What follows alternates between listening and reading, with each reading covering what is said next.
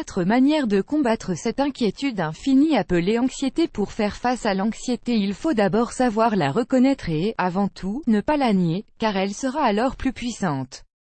L'accepter nous aidera à la contrôler.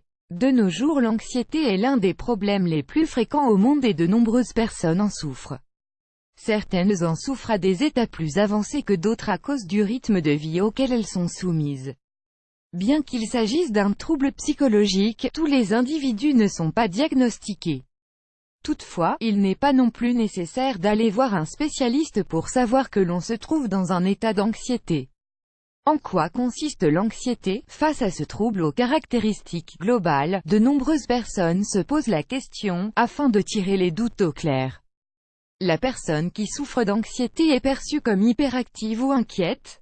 Dans la majorité des cas, cette inquiétude ne peut pas se contrôler et elle en vient à être confuse. La sensation qui règne le plus dans cet ordre d'idées est négative.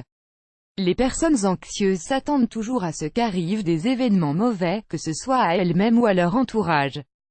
Dans la majorité des cas, la personne est consciente de l'existence du problème, mais pas de son origine, c'est pourquoi il lui est difficile de le contrôler. Type d'anxiété. La communauté médicale affirme que, plus nous en savons sur les souffrances, plus il sera simple de contrecarrer le cadre symptomalgique. Dans cet ordre d'idées, nous allons approfondir quelques aspects des différents types d'anxiété. Anxiété état. Ce type d'anxiété peut être provoqué par divers événements. Une fois qu'ils arrivent, la personne réagit de manière anxieuse.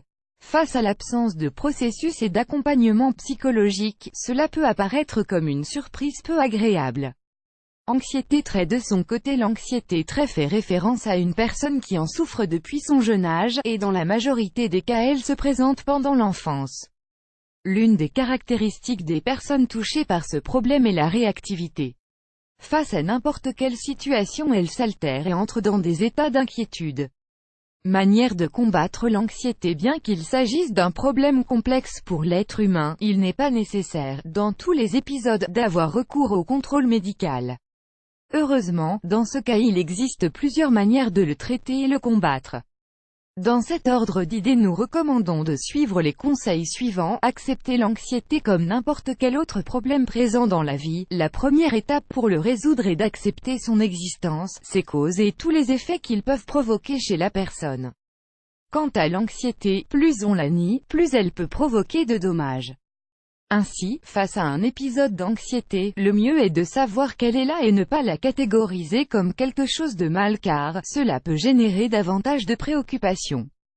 2. Détecter les pensées irréelles. Le premier pas est donné. Accepter l'anxiété dans la vie contribue largement à la contrôler. L'idée est maintenant d'être conscient qu'elle provoque une infinité de pensées nocives pour l'esprit. La majorité d'entre elles sont liées à des épisodes irréels et illogiques. C'est pourquoi le besoin de les identifier et de les séparer des préoccupations sensées survient.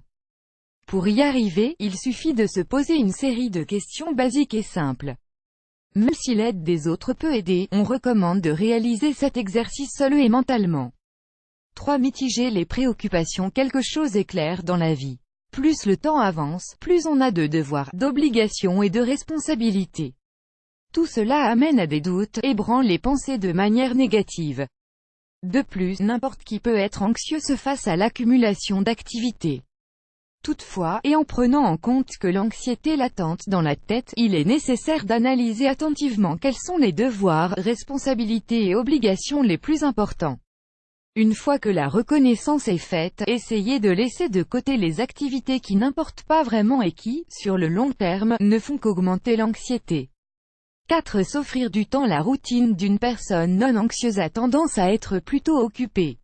Mais celle de la personne qui souffre d'anxiété l'est encore plus. Car, en plus d'accomplir ses devoirs normaux, elle doit s'occuper de mitiger les pensées irréelles. Toutefois, malgré la difficulté de la journée, on doit toujours prendre du temps pour soi. Ceci devient vraiment important si c'est pour pratiquer des activités qui impliquent de la relaxation et de la tranquillité. Il existe des alternatives plus simples que d'autres, toutefois, toutes peuvent apporter leur grain de sable. N'hésitez pas à regarder un film, pratiquer des techniques de relaxation ou de respiration chez vous, pratiquer du yoga ou du pilates, participer à un groupe de danse pour débutants,